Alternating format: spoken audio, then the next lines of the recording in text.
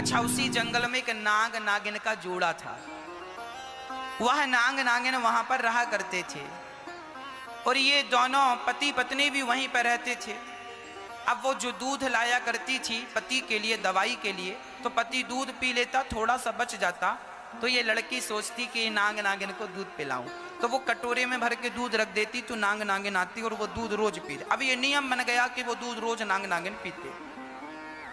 एक दिन नाग नागिन ने आपस में बात की, देखो ये लड़की कितनी अच्छी है, ये हमारी कितनी सेवा करती है, हमें दूध पिलाती है, और हमारे पास ना बहुत सारा धन है। नाग के पास ना धन होता है, मणि होती है, और जहां नाग ज्यादा होते हैं ना वहां धन जरूर होता है, यह बात स्पष्ट है। जहां भी धन दौलत जमीन में गड़ी पाई जाती थी ना वहां जरूर नाग होते थे, तो जहां वो थे ना वहां निश्चित धन था।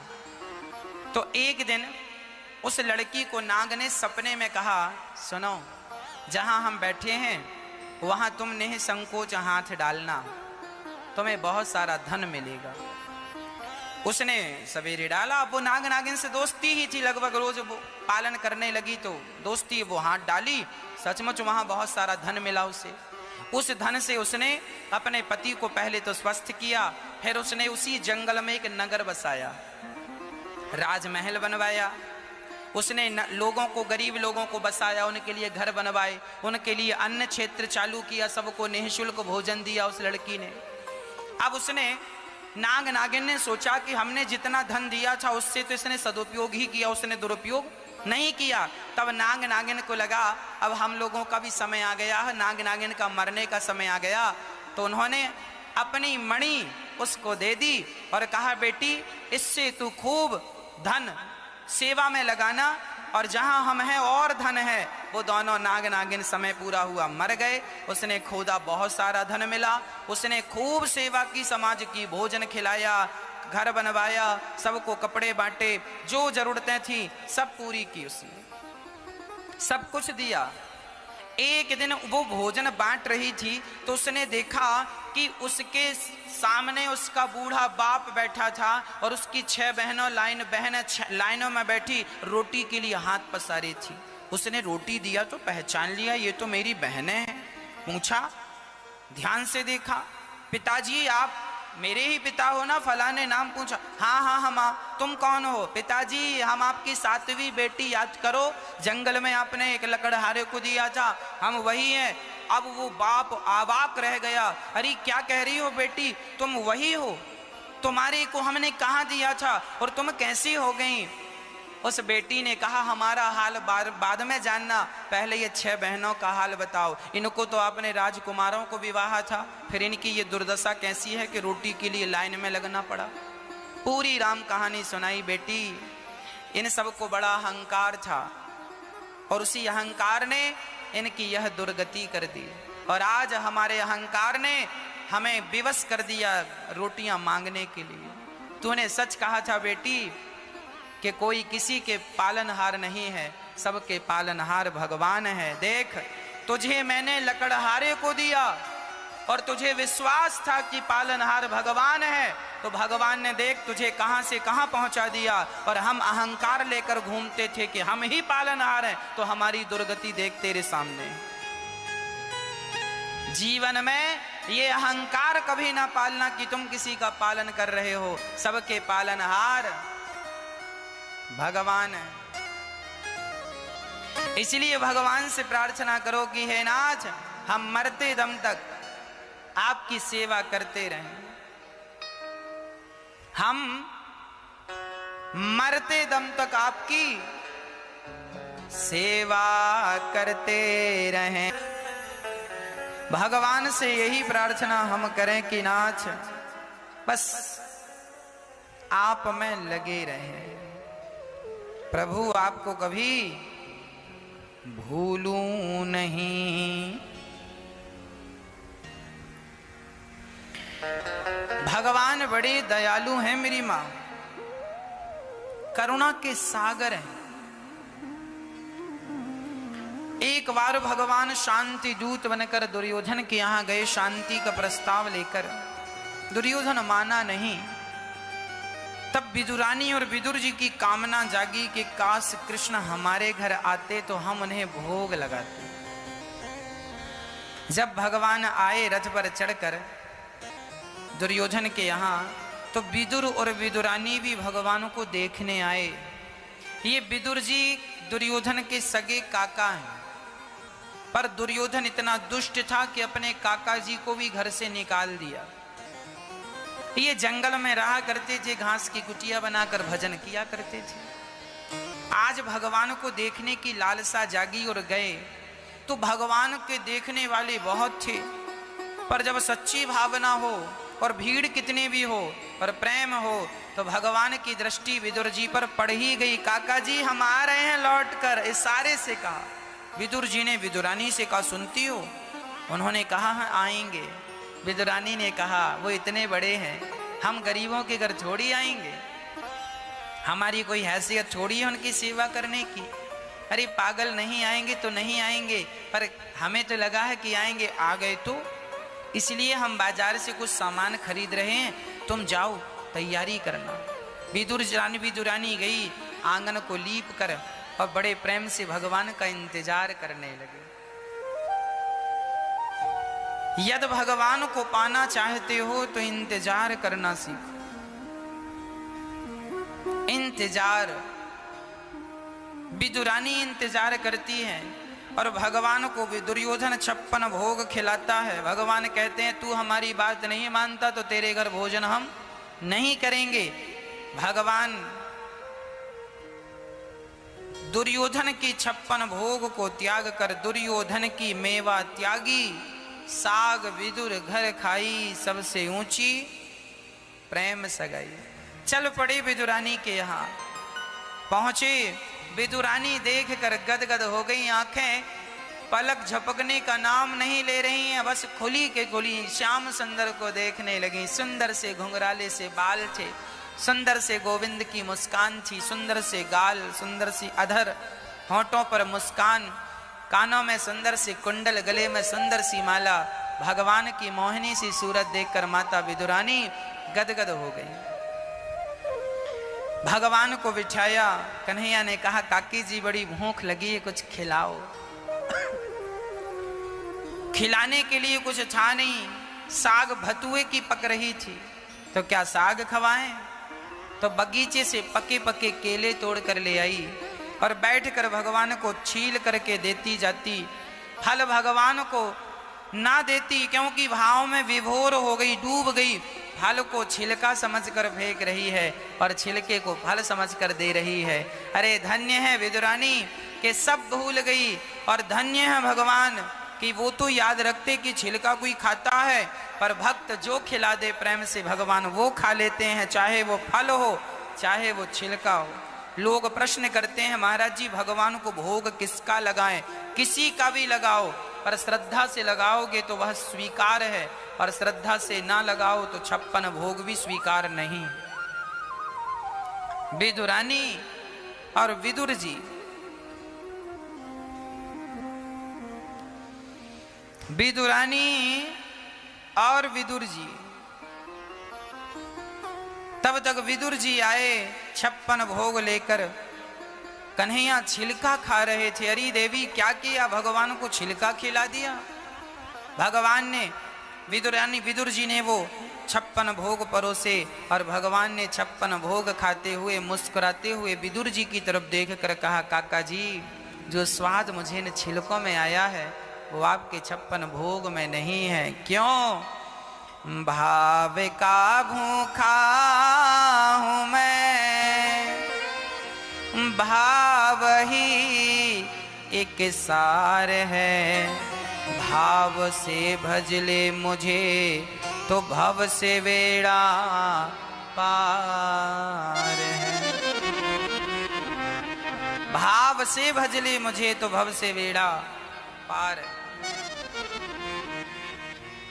इसलिए भगवान वस्तु को नहीं, वस्तु के पीछे जो व्यक्ति का प्रेम होता है उस भाव उस प्रेम को भगवान ग्रहण कर लेते हैं। भगवान वस्तु को ग्रहण नहीं, वस्तु के पीछे प्रेम जो है वो ग्रहण करते हैं। विदुरानी के छिलके खाते हैं भगवान। जब भगवान समस्त लीलाओं को पूरी करके धराधाम को छोड़कर गए, तब उद्धव जी ने विदुर जी को यह सुनाया कि अब कृष्ण चले गए हैं। ये सुनकर विदुर जी बहुत रोए हैं। हाँ, दुर्भगोवत लोकोयम यदवो नितरामपि। हम अभागे हैं, दुर्भागी हैं, जो भगवान को, भगवान के पास रहकर भी भगवान को ना समझ सके, ना पहचान सके। धन्य है विदुर जी, वाह, कितनी बढ़िया बात है। हम अभागे हैं, हमें मनुष्य का शरीर मिला है, और हम देखो ना मनुष्य का शरीर पाकर भी क्या कर रहे हैं, सस्ते में अपना मनुष्य का शरीर गवा रहे हैं, सस्ते में। ये संसार नकली है मेरी मां, ये स्त्री पुरुष सब नकली है। असली कौन है? केवल श्री कृष्ण। ये सब नकली है।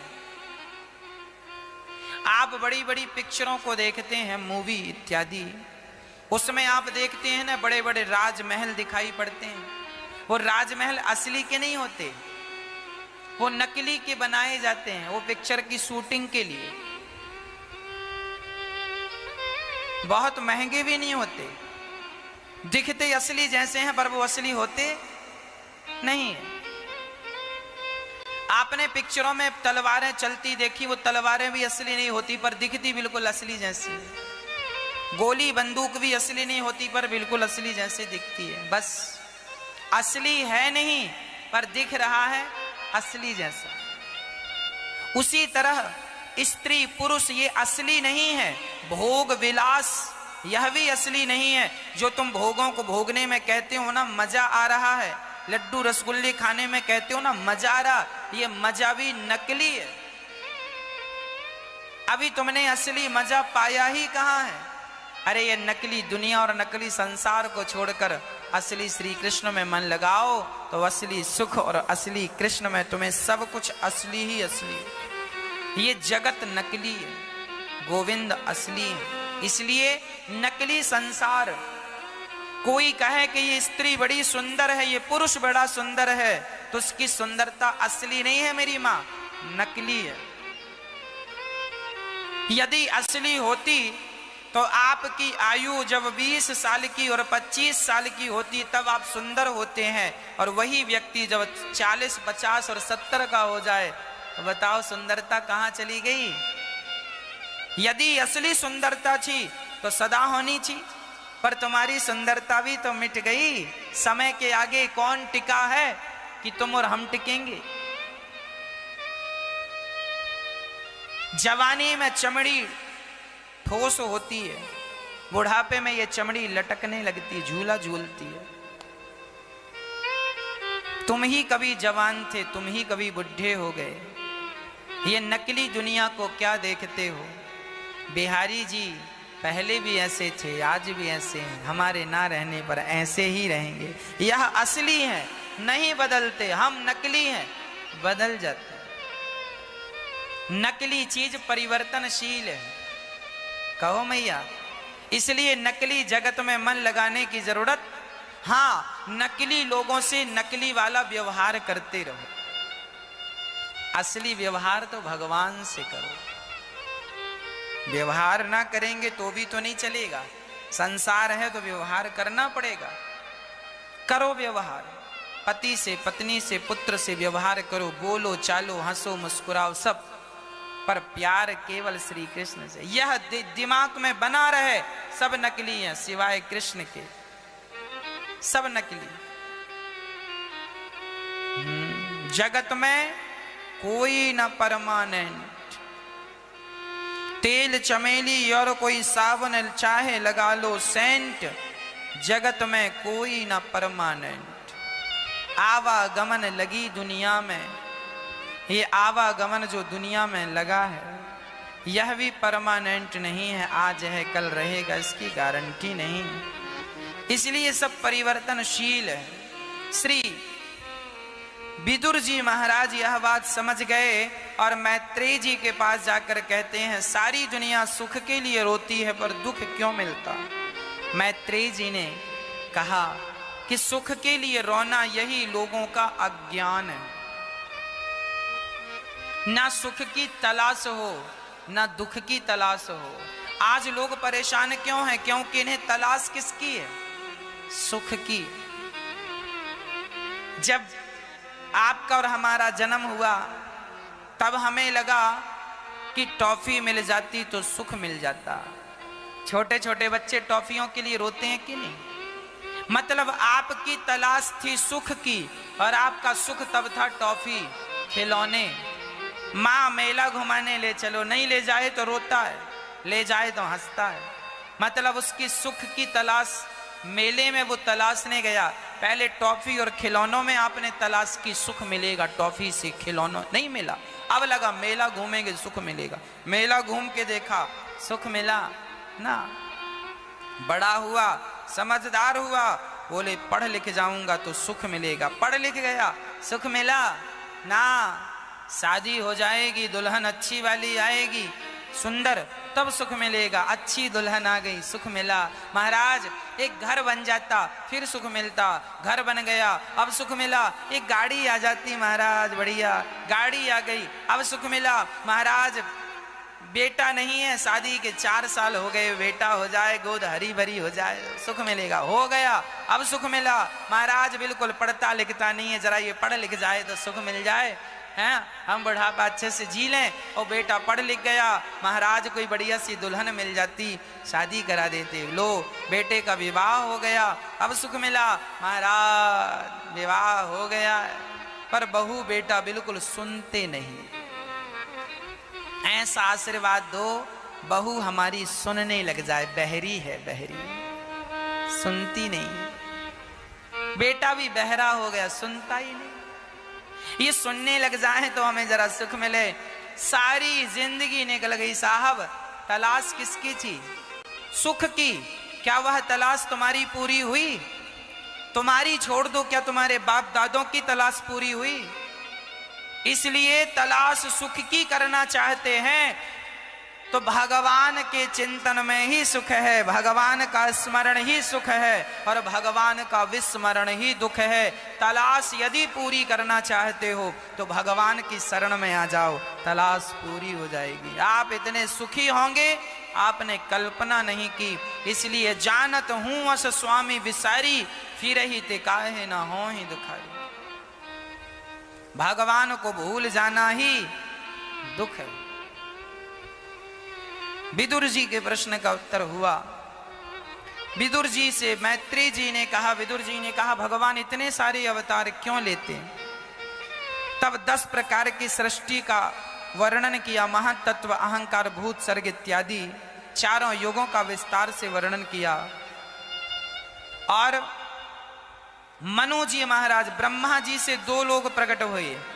ब्रह्मा जी के दाहिने अंग से मनु और बाम शरीर से, बाम अंग से शत्रुपा। मनु और शत्रुपा, मनु शत्रुपा की 3 बेटियां और 2 बेटे हुए मेरी मां। आकुति, देवहूति, प्रसूति नाम की 3 कन्याएं। प्रियव्रत और उत्तानपाद नाम के 2 बेटे। आकुति का विवाह रुचि प्रजापति से हुआ, जिनके यहां यज्ञ भगवान प्रकट हुए और दक्षिणा प्रकट हुई। यज्ञ तब सफल जब दक्षिणा हो। देवहूति का विवाह, देवहूति के यहां स्वयं साक्षात भगवान नारायण कपिल जी बनकर प्रकट हुए। करदम जी जंगल में भगवान का भजन करते थे। गृहस्थ आश्रम में आने के पहले आपको भगवान का चिंतन करना चाहिए।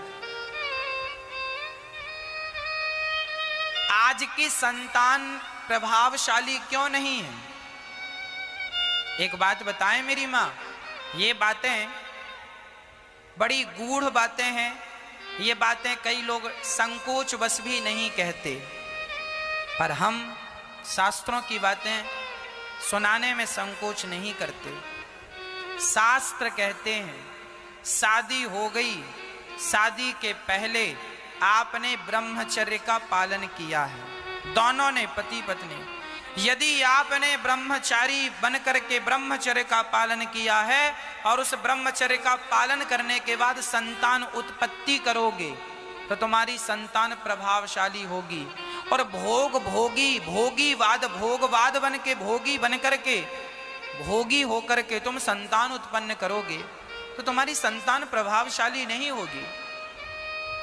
किसान जो बीज खेत में बोता है, वह बीज जितना पावरफुल होता है, फसल उतनी बेस्ट होती है। इसलिए ब्रह्मचर्य इसीलिए होता है कि तुम ब्रह्मचारी बन करके अपनी शक्तियों को स्थापित कर लो, और शक्ति के साथ आप जब संतान उत्पन्न करते हैं, एक संतान ब्रह्मचर्य के बाद उत्पन्न हो तो वह संतान 1,00,000 तुम बेटे उत्पन्न कर लो, वो 1,00,000 बेटों में तुम्हारा एक बेटा प्रभावशाली होगा यदि तुमने ब्रह्मचर्य का पालन करके संतान उत्पत्ति की है तो। और भोगी बन करके यदि तुम भोग ही भोगते रहे और यूं भोगों में ही संतान उत्पन्न हो गई तो वो कोई प्रभावशाली संतान नहीं होती, जो कि आज समाज में देखने को मिल रहा है। इसलिए हमारे शास्त्रों में ये कहा गया है ब्रह्मचारी बनो। इसलिए पहले ब्रह्मचर्य आश्रम, बाद में गृहस्थ आश्रम, दूसरे नंबर पर गृहस्थ, पहले नंबर पर ब्रह्मचर्य, तीसरे नंबर पर वानप्रस्थ और चौथे नंबर पर सन्यास। यह 4 आश्रमों की व्यवस्था। आजकल लोग व्यवस्था के हिसाब से चलते ही नहीं, इसलिए बेचारे दुखी हैं। तुम्हारी संतान है तो सही, पर बहुत ज्यादा प्रभावशाली नहीं है। क्यों? क्योंकि ब्रह्मचर्य का पालन नहीं हुआ। इसलिए हमारे शास्त्रों में बड़ी विस्तार से सारी चीजें लिखी हैं। साइंस अभी वहां तक नहीं पहुंचा जहां तक हमारे शास्त्रों ने बातें लिख दी। हम ब्रह्म वैवर्त पुराण पढ़ रहे थे, उसमें जानते हो क्या लिखा है? उसमें लिखा था कि यदि स्त्री, अब सोचिए लड़का चाहिए तो उसका विधान है कि पुत्र की प्राप्ति के लिए कब गर्भाधान होना चाहिए, और पुत्री की चाहत हो तो कब गर्भाधान होना चाहिए। शास्त्रों में इनका स्पष्ट वर्णन है।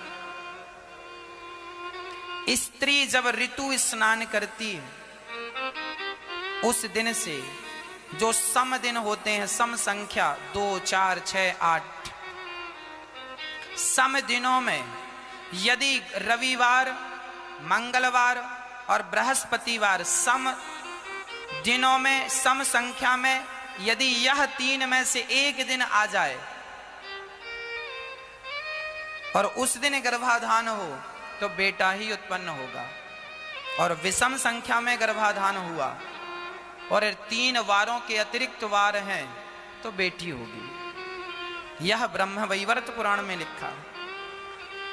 कई बार लोग कहते हैं ना कि लड़का लड़की मां की तरह दिख रहा है या पिता की तरह दिख रहा है, इसका भी वर्णन है। साइंस अभी यहां रिसर्च, इतने में यहां तक की रिसर्च उसने तो अभी की ही नहीं।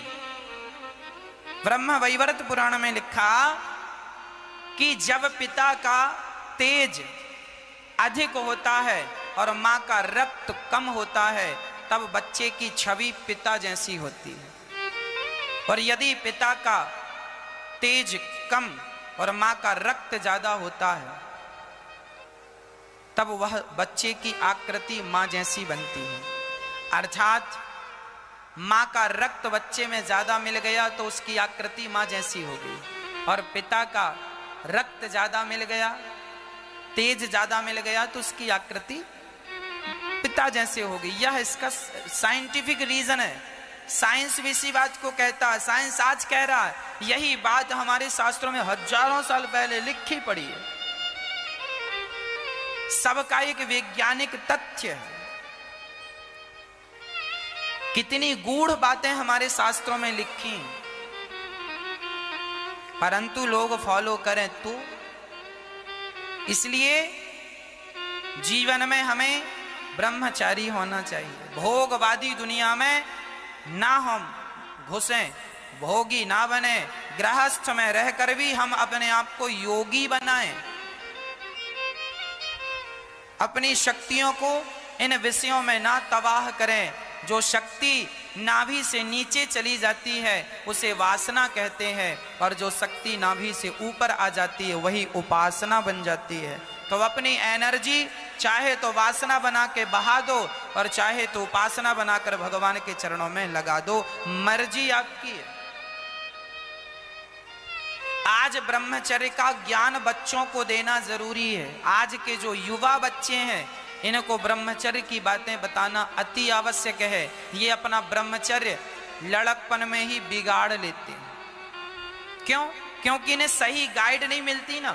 ब्रह्मचर्य चीज क्या है उन्हें पता ही नहीं, उन्हें बताने वाला कोई, क्योंकि इन बातों को कहने में लोग जरा संकुचाते हैं, अरे कैसे बताएं, अच्छा नहीं लगेगा। इस चक्कर में बच्चे समझ ही नहीं पाते कि तुम्हारा ब्रह्मचर्य क्या है।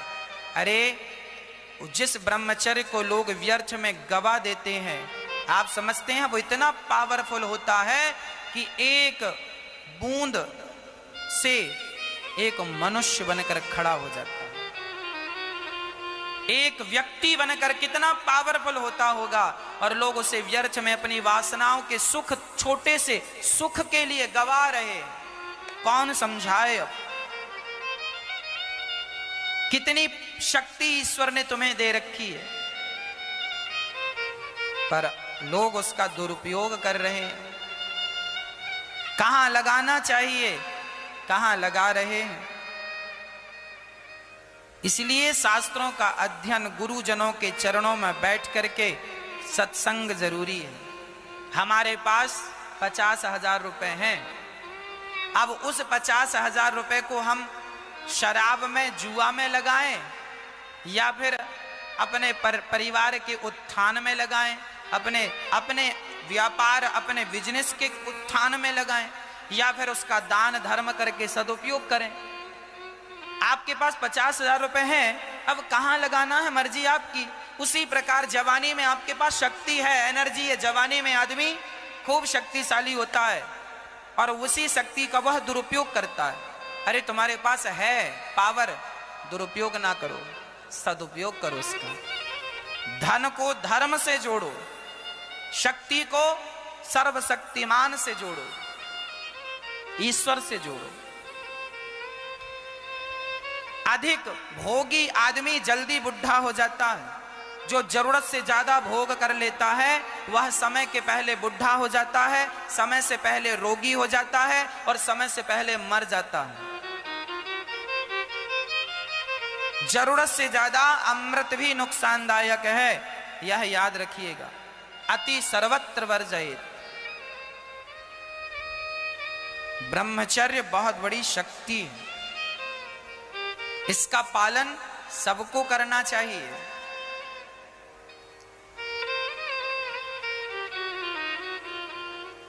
जब हम भोजन करते हैं ना, शास्त्रों में लिखा है, एक ब्रह्मचर्य नाम की पुस्तक आती है, उसे जरूर नौजवान बच्चों को पढ़ना चाहिए।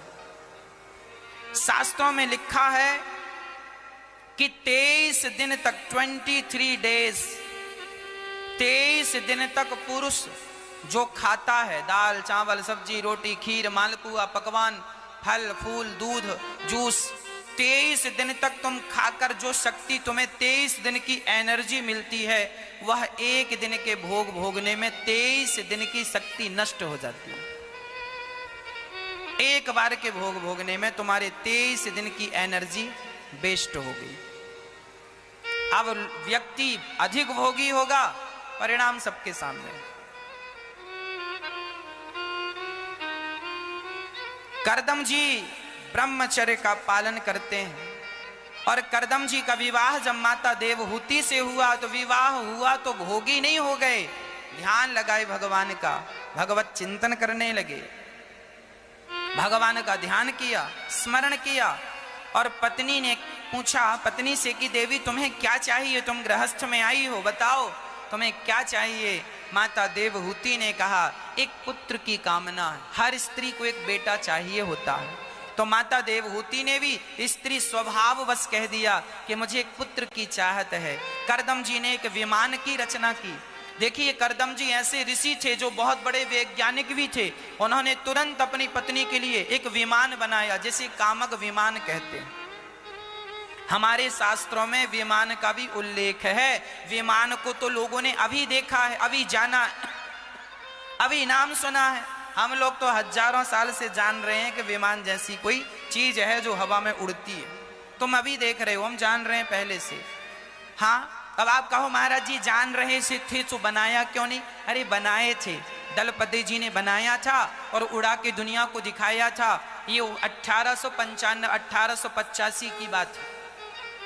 उसी दलपति जी के द्वारा बनाए विमान को देखने के लिए राइट ब्रदर्स आए और उसी विमान की ड्राइंग चोरी कर ली और राइट ब्रदर्स ने वो विमान बना के उड़ा दिया। खिताब उनके गले चला गया।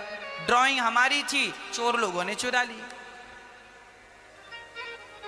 तो आविष्कार भी हम लोग करना जानते हैं, पर किया इसलिए नहीं था क्योंकि पता था कि अधिक आविष्कार कर देंगे तो यही आविष्कार विनाश का कारण बन जाएगा। हाँ या ना? आविष्कार विनाश हो रहा है कि नहीं? आविष्कार से विनाश हो रहा है कि नहीं? ओजोन परत कमजोर पड़ गई, ऑक्सीजन कम हो गया, ये आविष्कार का ही तो परिणाम है। पॉल्यूशन जरूरत से ज्यादा बढ़ गया, आविष्कार का ही तो। हमारे ऋषि मुनि जानते थे कि ज्यादा आविष्कार कर देंगे पृथ्वी का संतुलन बिगड़ जाएगा। आज पृथ्वी का संतुलन ही तो बिगड़ा है। कार्बन डाइऑक्साइड प्रकृति में ज्यादा है, ऑक्सीजन कम है, संतुलन बिगड़ा पड़ा है। ओजोन परत कमजोर पड़ गई, गर्मी ज्यादा हो रही है, बारिश हो ही नहीं रही है। कहीं ज्यादा बारिश तो कहीं सूखा पड़ा है, अतिवृष्टि अनावृष्टि। इसलिए हमारे ऋषि मुनियों ने यह आविष्कार इसलिए नहीं किए क्योंकि इससे प्राणी मनुष्य का जीवन संकट में आ जाएगा। करदम जी ने विमान बनाया, इक्का दुक्का तो चलता है, अधिकता हर चीज की बुरी है। करदम जी ने विमान बनाया और विमान बना करके माता देवहूति को बिठाया। 9 बेटियां प्रकट की, 9 बेटियां हुई। कला, अनुसुईया, श्रद्धा, हविर्भू, गति। मरीचि से कला, अनुसुईया से अत्रि, श्रद्धा का अंगिरा से, हविर्भू का पुलस्त जी से, गति का पुलह से, क्रिया का क्रतु से, ख्याति का भृगु से, वशिष्ठ जी का अरुंधति से, अथर्वा जी का शांति से विवाह संपन्न हुआ। करदम जी ने पत्नी से हाथ जोड़कर कहा, देवी आज्ञा दो, अब मैंने बेटियों को जन्म तो दिया है, विवाह भी कर दिया। एक पिता का धर्म है कि वो बेटियों को विवाह करके उन्हें सही हाथ में सौंप दे और फिर आप अपनी जिम्मेदारियों से निवृत्त हो गए।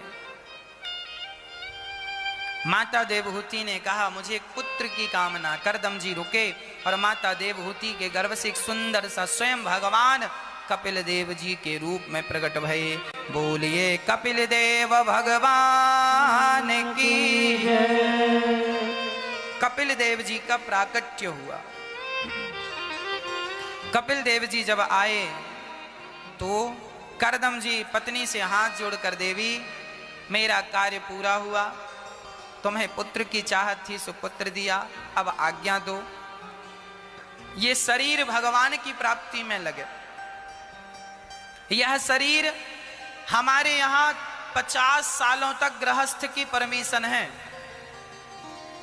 तुम 50 साल के जब तक ना हो जाओ तब तक गृहस्थ में रहो, और 50 साल के हो जाओ तो गृहस्थी से अपनी बेटियों का विवाह करके, बेटों का विवाह करके, बेटी अपने घर सुखी, बेटा अपने घर सुखी। अब तुम दोनों पति पत्नी मन भगवान में लगाओ, भोगों से मन हटाओ। 50 साल 25 साल गृहस्थी होती है बस।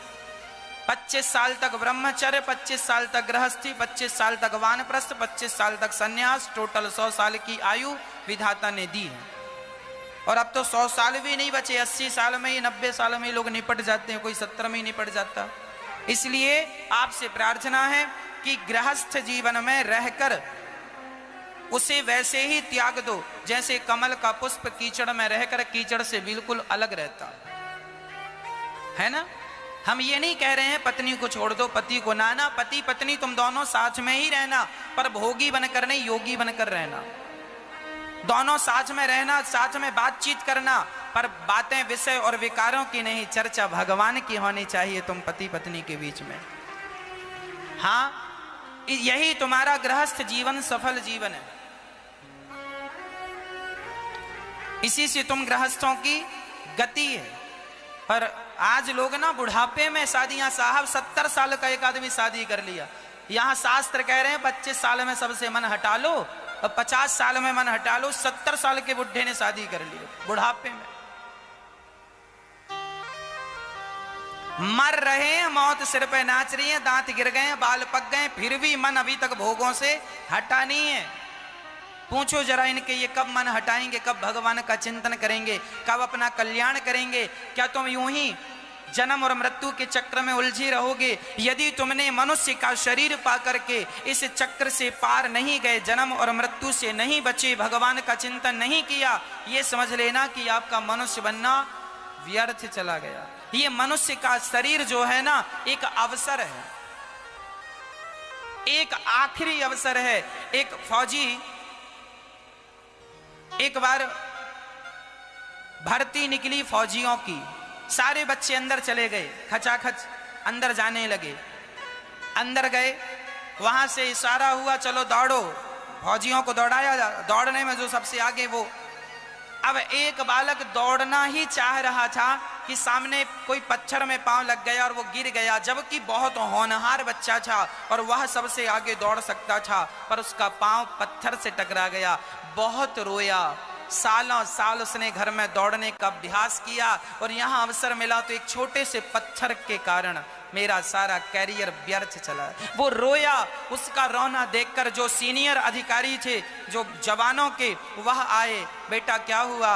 सर मुझे एक अवसर दो, मैंने अपनी गलती से ये पत्थर में पांव लग गया और मैं गिर गया, एक अवसर दो।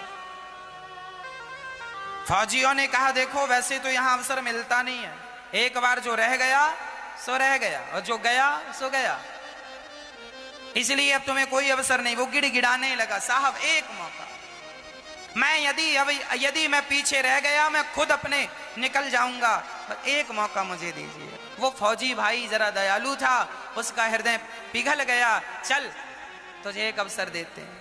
दूसरे बच्चों के साथ उसे खड़ा किया गया और उसने पूरी ताकत से जो दौड़ लगाई, सबसे टॉप में, सबसे फर्स्ट में पहुंच गया। बेटा यह तेरा आखिरी अवसर है, अब फिसला,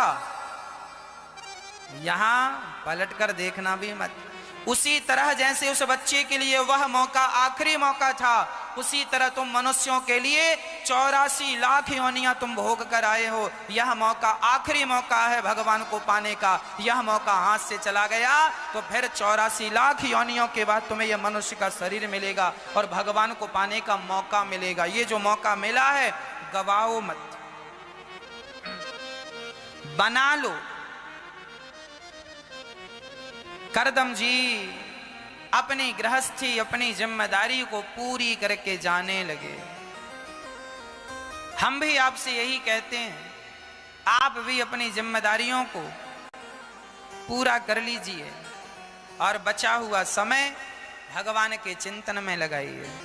हमें कौन गालियां दे रहा है इस पर ध्यान ना दीजिए, कौन हमारी आलोचना कर रहा है इस पर ध्यान ना दीजिए, कौन हमारा अपमान कर रहा है इस पर ध्यान ना दीजिए। यदि इस पर ध्यान चला जाएगा तो भगवान में मन लगेगा ही नहीं। अच्छा, बुढ़ापे में ये चीजें बड़ी तंग करती हैं कि महाराज फलाने ने ये कह दिया, अपमान कर दिया, ये लोगों को ना शब्द बुरे लग जाते हैं। यही शब्द जाल है। ये क्या है मेरी माँ? प्रार्थना करता हूं शब्द जाल में ना उलझिएगा। हमने तुम्हें गाली दे दी, तुम उलझ गए, महाराज जी हमें आपने गाली दी, महाराज जी हमारी बहू ने हमें ये कह दिया, बेटे ने ये कह दिया, पड़ोसन ने ये शब्द जाल है, लोग उलझा रहे हैं। प्रार्थना करता हूं तुम उलझने नहीं आए हो, सुलझने आए हो। उलझो ना, कोई क्या कहता है कहने दो, क्या सोचता है सोचने दो। तुम मस्ती से चित्त भगवान में लगाओ, मन भगवान में लगाओ। इसी से हम सबकी गति है, सबका कल्याण है। करदम जी जा रहे हैं। माता देवहूति ने पूछा है कि निर्विण्णानितरां भूमन् सदिन्द्रियतर्षणात् येन सम्भाव्यमानेन प्रपन्नान्धं तमः प्रभु।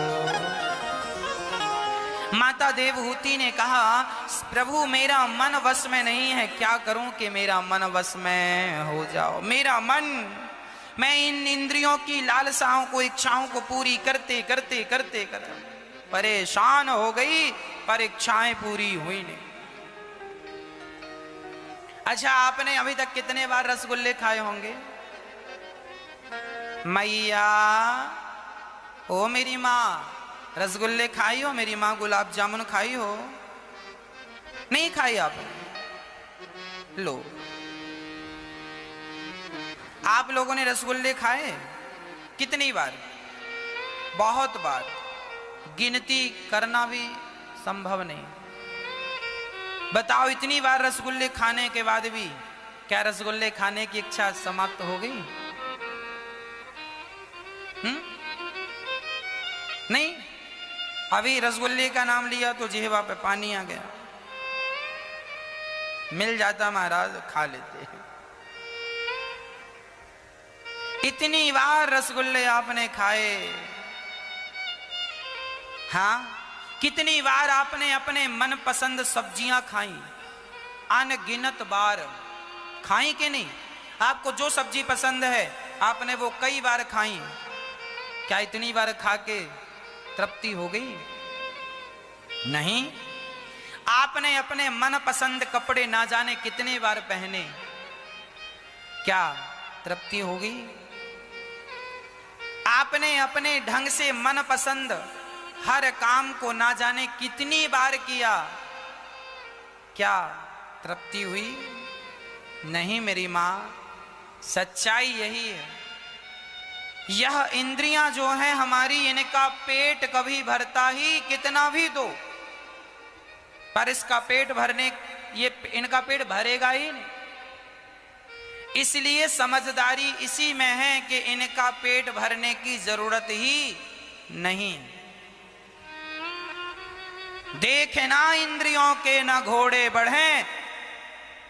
जब हाथी उन्मत्त होकर भागता है तो हाथी पर बैठा व्यक्ति उस पर अंकुश मार करके उसे काबू में करता है। अंकुश जानती हो मां? एक छोटा सा होता है, उसे हाथी के गर्दन पे मारा जाता है, उससे वह वश में होता है।